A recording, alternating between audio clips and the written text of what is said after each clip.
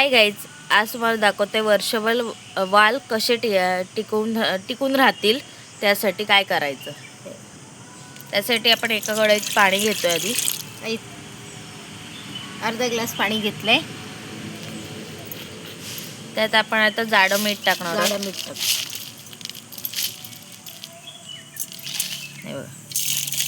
हा विरघळून द्यायचा आता. आणि हे 1 किलो वाल आहेत, हे निवडून घेतलेले आहेत, साफ केलेले. त्यातले जे म्हणजे कडक असतात ते छोटे छोटे ते वेगळे केलेले आहेत. किडके साडे असतात ना बारीक बारीक, ते सगळं काढले. आता आपण ह्याच्यात मीठ टाकले, त्याला आपण विरघळून घेऊया आधी.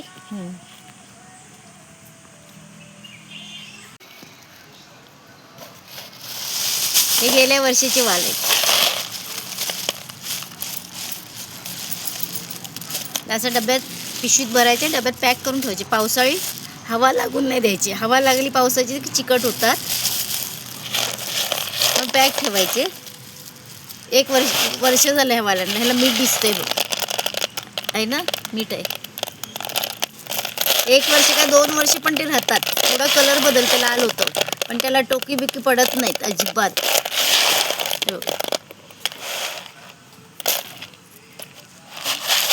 गेल्या वर्षी लवकर पाऊस पडला त्यामुळे वाल मिळाले नाही, थोडेसेच मिळाले आमच्याकडे. म्हणजे असे नवीन वाल लगेच वापरत नाहीत, 1-2-3 महिन्यांनी वापरतात, कारण ते लगेच भिजत घातले की भिजत नाहीत, त्यात चाडे राहतात खूप. आता इथे आपलं मिठाचं पाणी केलेलं आहे. हे बघा, थोडंसं मीठ राहिलंय. त्याच्यात आपण वाल टाकते. भरपूर पाणी नाही घ्यायचं आपल्याला.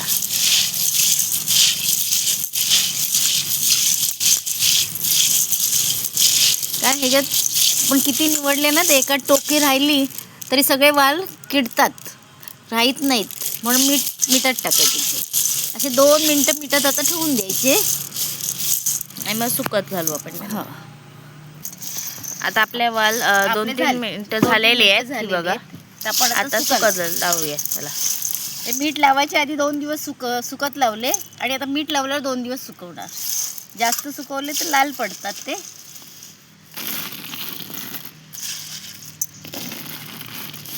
असे पसरवायचे त्याला आपल्याला.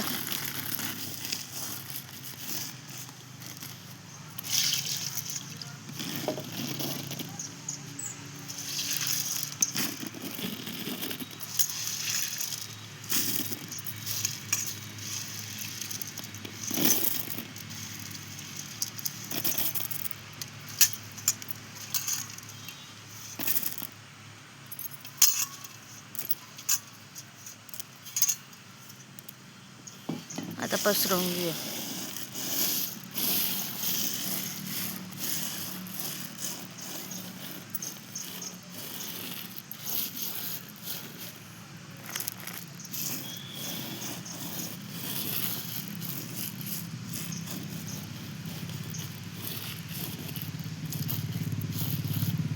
परत आपण अर्धा 1 तासाने त्याला हात मारायचं, असं फिरवायचं, कारण त्या खाली पाणी असेल तर पसरून जाईल थोडंफार. आता आपण ह्यांना सुकून देऊया. तर काय नाही, मिठाच्या पाण्याने काय त्यात पाखरं असतील काय टोके असतील ते मरून जातील. इथे तर आपण वाल 2 दिवस सुकून घेतलेले आहेत. मस्त ते सुकलेले आहेत, बघू शकता तुम्ही. मीठ असं चमकतो देत.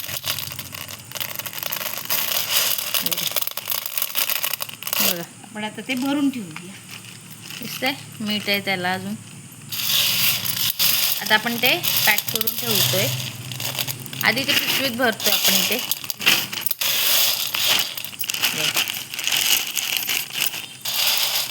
आपल्या पिशवीत भरून घ्यायची आधी. आपण मीठ लावतो कारण ह्याच्यात एकात तरी होलवाला असला ना तर त्या टोकी किंवा बरड असतो, मग ते सगळे वाल खराब होतात. म्हणून त्याला मीठ लावतो आणि थोडं 2-3 मिनटं मिठात ठेवतो, कारण असलं त्यात तर मरून जातं.